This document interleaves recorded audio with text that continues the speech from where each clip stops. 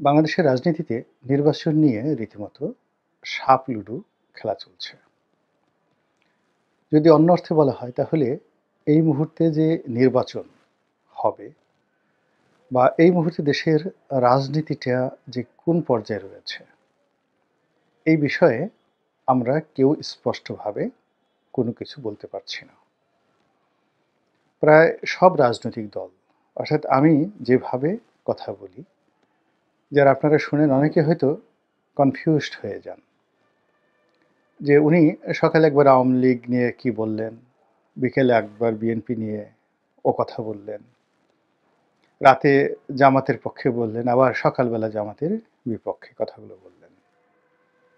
এখানে এই যে আমি যে কথাগুলো বলছি এই কথাগুলো বোঝার জন্য আপনাকে প্রথমত আমার যে আইডেন্টিটি সেই আইডেন্টিটি আপনাকে অ্যাসার্টেন করতে হবে। আমি আপনাদের সামনে কথা বলছি একজন রাজনৈতিক বিশ্লেষক হিসাবে। আমাদের দেশে প্রতিদিন যে ঘটনাগুলো ঘটছে সেই ঘটনাগুলোই আমি আপনাদের কাছে বর্ণনা করছি।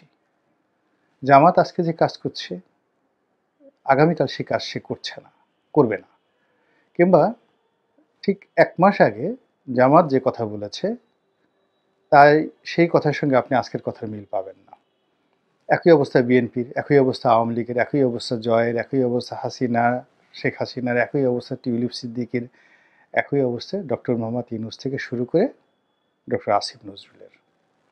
তা আমি তাদের এই কথাগুলোর যে কার্যকারণ, রাজনৈতিক যে প্রেক্ষাপট এবং এর পরিণতি কী হতে পারে সেই বিষয়ে কথা বলছি। কিন্তু আমি যদি একজন বিএনপির মুখপাত্র হিসেবে কথা বলতাম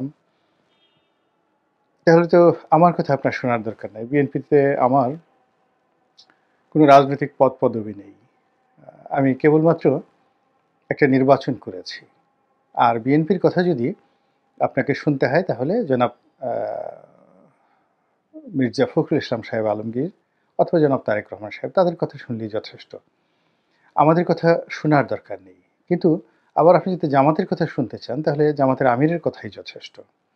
আওয়ামী লীগের কথা যদি শুনতে চান তাহলে জাহাঙ্গীর কবির নানকের কথা শুনলেই যথেষ্ট। আমার কথা বা আমাদের মতো যারা কথাবার্তা বলছেন তাদের কথা বলার দরকার নেই বা শোনারও দরকার নেই। কিছু মানুষ আমাদের মধ্যে যারা আছে, যেমন আমাদের মধ্যে 2-1 জন আছেন যারা কোনো একটা দলে রিপ্রেজেন্ট করে জনমত গঠন করেন সেই দলের পক্ষে, আমি সেই দলে নই। কোনো একজন আছেন বা কেউ আছেন কোনো একটি বিশেষ দলকে হেয় করার জন্য, ছোট করার জন্য কাজ করে যাচ্ছেন, আমিও সেই দলে নেই। আমাদের মধ্যে কেউ আছেন যারা পত্রপত্রিকায় দৈনিক যে খবরাখবর আছে সেই খবরগুলো আপনাদের সামনে তুলে ধরেন এবং বিশ্লেষণ করেন, আমি সেটাও করি না। আমি যে কাজটি করি সেটা হলো পত্রপত্রিকায় সাধারণত সেই 2009 সন থেকে আজ অবধি আমি কলাম লিখি, নিবন্ধ লিখি, এটিকে সম্পাদকীয় বলা হয়, এডিটোরিয়াল। তো সেই এডিটোরিয়ালের যে পলিসি, সম্পাদকীয় নীতি পত্রপত্রিকার, সেটিকে ইউটিউবে একটি আলোচনা রূপে, একটা বিশ্লেষণ রূপে আপনাদের নিকট উপস্থাপন করি। তো সেই উপস্থাপন করতে গিয়ে প্রতিদিনই যেহেতু ঘটনা পরিবর্তন হয়, আমার কথাও ঠিক সেইভাবে পরিবর্তন হয়ে যাচ্ছে। তো সেই কারণে দেখা যাচ্ছে যে আমাদের সকলের মধ্যেই পুরো জাতিগত এখন যে বৈশিষ্ট্য সেটা হলো আমরা এক ধরনের অস্থিরতার মধ্যে কাটাচ্ছি।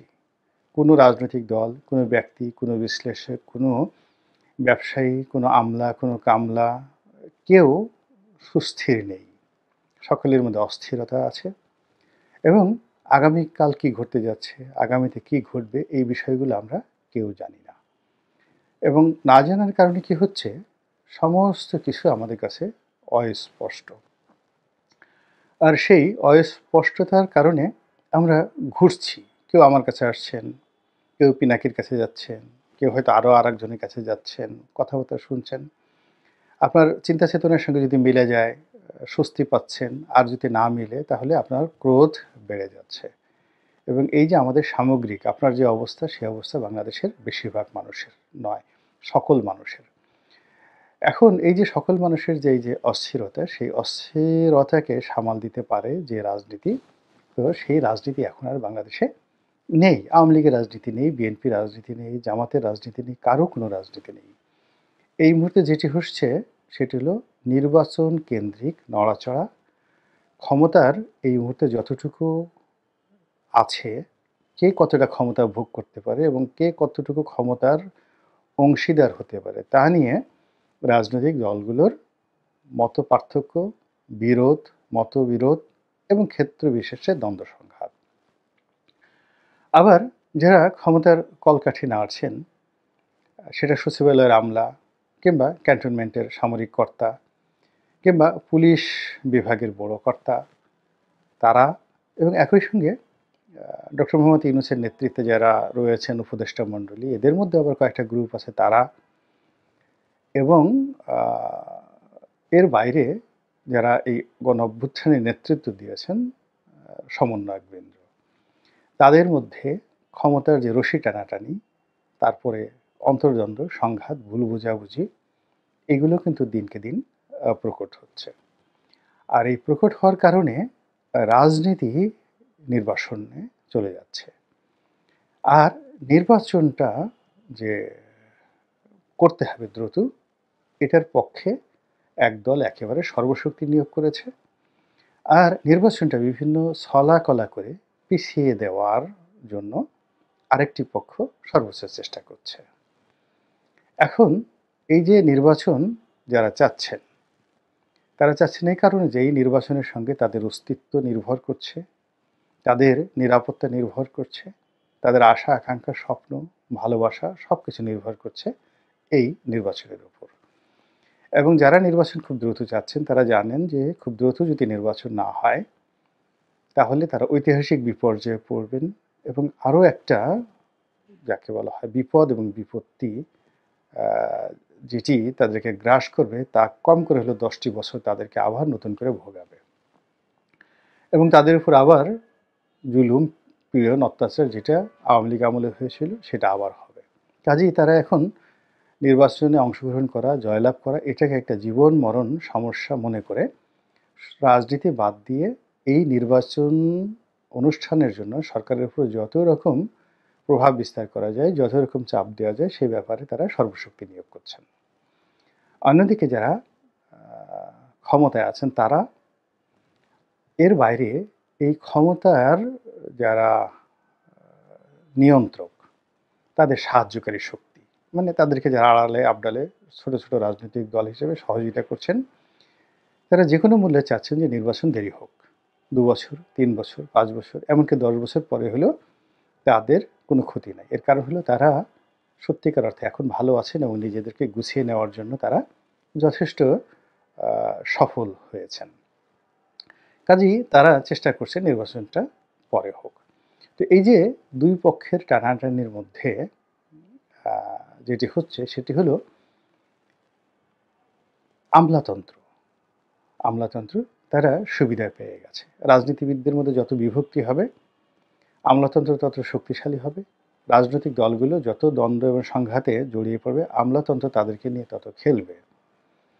এবং কোনো একটি দেশে যত অগণতান্ত্রিক সরকার থাকবে, অনির্বাচিত সরকার থাকবে, আমলাতন্ত্রের একটা পোয়াবারো হয়ে যাবে। এবং আমলাতন্ত্র একটা পুতুল সরকারকে বসিয়ে, অনির্বাচিত সরকারকে বসিয়ে, এমনকি একটা ডিকটেটরকে বসিয়ে, ধরুন একটি রাষ্ট্রে যেমন রবার্ট মুগাবে জিম্বাবুয়ের, কিংবা ধরুন ইদি আমিন উগান্ডার, এখন এখানে একজন স্বৈরশাসক থাকেন, তার অধীন হয়তো 100-150 আত্মীয় স্বজন দাবিদার থাকেন, তাদেরকে পাত্তা দিলেই পুরো দেশ জাতিকে নিয়ন্ত্রণ করা সম্ভব। কিন্তু যখন একটা গণতান্ত্রিক বিধি ব্যবস্থা চালু থাকে কোনো একটা দেশে, তখন আমলাতন্ত্রকে পুরো 18 কোটি মানুষ, ধরুন বাংলাদেশের ক্ষেত্রে বা আমেরিকার ক্ষেত্রে বা ইউরোপের ক্ষেত্রে, ভারতের ক্ষেত্রে ধরুন 130 কোটি মানুষ, প্রতিটি মানুষকে তাদেরকে সমানভাবে সম্মান দিতে হয়, মর্যাদা দিতে হয় এবং নিজেদেরকে জবাবদিহির মধ্যে রাখতে হয়। গণতান্ত্রিক রাষ্ট্রে প্রধানমন্ত্রীকে যেভাবে রাষ্ট্রের কর্মকর্তা কর্মচারীরা ভয় পায়, একইভাবে জনগণকেও, একটা সাধারণ কৃষককেও মোটেও তারা ওইভাবে ভয় পায়। তো কাজেই স্বৈরশাসক থাকলে, একনায়কতন্ত্র থাকলে অনির্বাচিত সরকার থাকলে আমলাতন্ত্রের জন্য পোয়াবারও তাদেরকে এত জবাবদিহির মধ্যে যেতে হয় না। এরা অত্যন্ত সুসংবদ্ধ, এরা শিক্ষিত, লেখাপড়া জানা এবং কৌশলী, লোভী এবং স্বার্থপর সম্প্রদায়। তো কাজেই তাদের কবলে আপনি পড়েছেন কিনা, এবং আপনার এই তাদের কবলে পড়ার কারণে এই যে নির্বাচন যেটা বিএনপি চাচ্ছে যে 2025 সনের জুলাই আগস্টের মধ্যে নির্বাচন সম্ভব, এই কথা বলে তারা যে একটা বল ছুড়ে দিয়েছেন, সেই বলটা তারা চাচ্ছে যে কোনো অবস্থাতে যেন ডিসেম্বরের পরে না হয়, অর্থাৎ 2025 সনের ডিসেম্বরের মধ্যে নির্বাচন হতে হবে। এটা বিএনপির দাবি। বিএনপির এই দাবির সাথে অন্যান্য রাজনৈতিক দলগুলো সরাসরি বিরোধিতা করতে পারছে না। তারা বলছে হ্যাঁ, এটা যৌক্তিকভাবে সম্ভব, হওয়া উচিত, ইত্যাদি ইত্যাদি কথা। এমনকি জামাতও সে কথা বলছে। কিন্তু সব দল কিন্তু এটাকে মনে প্রাণে গ্রহণ করছে না। আগে যেটা বলেছি যে তলে তলে তারা আমলাতন্ত্রকে সহযোগিতা করছে। তো শিরোনামে যেটা বলছিলাম যে কোন দল এই মুহূর্তে জয়ী আছে, অর্থাৎ নির্বাচন হবে ডিসেম্বরের মধ্যে অথবা এটি কি সম্ভব এই বছরের জুলাই আগস্টের মধ্যে, এই পক্ষ কি জয়ী হবে নাকি নির্বাচন পিছিয়ে যাবে, এবং যারা এটা পিছানোর জন্য চেষ্টা করছে তারা জয়ী হবে, তার কিছু লক্ষণ প্রকৃতিতে ভেসে উঠেছে। তো আপনি সেই লক্ষণগুলো দেখলেই বুঝতে পারবেন যে কোন পক্ষ জয়ী হয়েছে। আমি শুধু লক্ষণগুলো বলে যাই। ধরুন নির্বাচন হবে না, নির্দিষ্ট সময় আগামী 2-4 বছরে নির্বাচন হবে না। এটার কতগুলো লক্ষণ আছে। প্রথম লক্ষণ হলো যখন আপনার আইন শৃঙ্খলা রক্ষাকারী বাহিনীর মধ্যে আপনি কোনো শৃঙ্খলা দেখতে পাবেন না। 2 নম্বর হলো যে আপনি কোথাও গিয়ে ন্যায় বিচার, সুশাসন এই জিনিসগুলো আপনি পাবেন না। 3 নম্বর হলো দেশের সামগ্রিক অর্থনৈতিক অবস্থা এমন থাকবে যে প্রতিটি মানুষ নিজের পেট বাঁচানোর জন্য অস্থির হয়ে ঘোরাফেরা করবে। বড় বড় ব্যবসায়ী থেকে শুরু করে প্রান্তিক জনগোষ্ঠীর একেবারে যারা ডেইলি খেটে খাওয়া মানুষ, তারা দৈনন্দিন খাবার উপার্জনের জন্য চিন্তা করবেন এত বেশি যে তারা কোনো অবস্থাতেই নির্বাচন হোক এসব নিয়ে চিন্তার তাদের সময়ই থাকবে না, কি করে কাজ করা যায় ইত্যাদি। এটা গেল 3 নম্বর। 4 নম্বর হলো যে বেঁচে থাকাটাই মানুষ মনে করবে আশীর্বাদ।